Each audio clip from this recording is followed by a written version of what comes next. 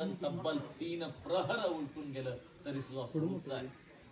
तिकडे विशाळगडच्या पायथ्याला सुद्धा सूर्याराव सूर्यवरती महाराज 300 धारतीतून तुटून पडलेले आहेत. तिथं सो भयंकर रणकंदन वाजलं.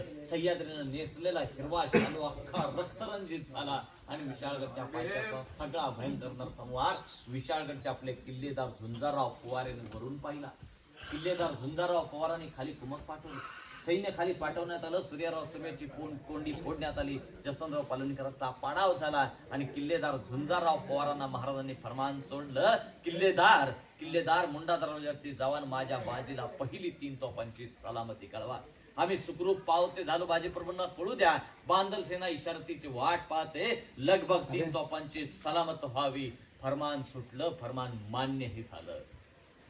किल्लेदार झुंजारराव पवार विशाळगडच्या पायथ्यावरून मुंडा दरवाजाकडे रवाना झाले. या घोडखिंडीतलं रणकंदन 4था प्रहर म्हणजे तब्बल 12 तास उलटून गेले तरी सुद्धा सुरूच आहे. हा बाजी आपल्याला किंड ओलांडू देत नाही, किंबहुना देणार सुद्धा नाही. सिद्धीनं हेरलं, दगा करण्याचं ठरलं.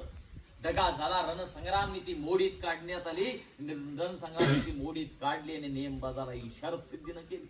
नेमबाजाला इशारत झाली. इशारत होताच नेमबाजाने इंग्रजाने दिलेली ठासतीची बंदूक ठासली गेली. नेमबाजानं सावध हेरलं. घोडा पडला. धडकन बार झाला आणि त्या फिरंग्यांच्या बंदुकीनं थेट बाजीप्रभूंच्या छाताडाचा वेध घेतला. बाजीप्रभूंच्या हातातला एक दानपट्टा गळून पडला, पण बाजी कधीच माग नाही हटला. बाजी आपल्या बांदल सेनेला अखंड चेतावतच राहिला. अरे राजा अजून गाण्यावर पोहोचलं नाही तर जोपर्यंत तोपेची सलामती या कानावर येत नाही तोपर्यंत एक काही शत्रूला खिंड ओलांडू देता कामा नये. हर हर महादेवची गर्जना झाली आणि मराठमाळा कृष्णाला लढायला लागला. आणि एवढ्यात किल्ले तोपेला झुंजारराव पवार किल्लेदारांनी बत्ती दिली. किल्ले तोफेची बत्ती सरसरली. आसमंतात एकच कडकडाट झाला. तोफेचा पहिला आवाज खिंडीत कानावरती आला. इशारत झाली.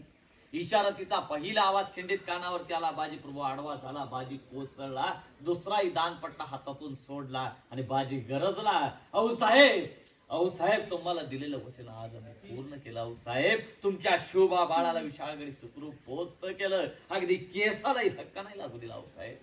दुसरा आवाज कानावर त्याला बाजी फुटफुटला. राज या बांदलबाजीच्या छातीचा सोनं झालं जी. तिसरा आणि अखेरचा आवाज कानावर त्याला बाजी फुटफुटला. तोही त्या दिवशीच्या सूर्यास्तबरोबर अखेरचा राज या बांदलबाजीच्या छातीचा बाण या घोडकिंडीला एवढा कडक पडला की 10,000 गनिमांना या छातीचा बाण फोडता नाही आला. राज याच प्रतिपदेच्या सूर्यास्तबरोबर आमची प्राणज्योत अस्ताला घेऊन जातो. झालीच असेल कधी एखादी चुकबुल स्वराज्यात तर थोरला भाऊ म्हणून मोठ्या मनाची माफी द्यावी.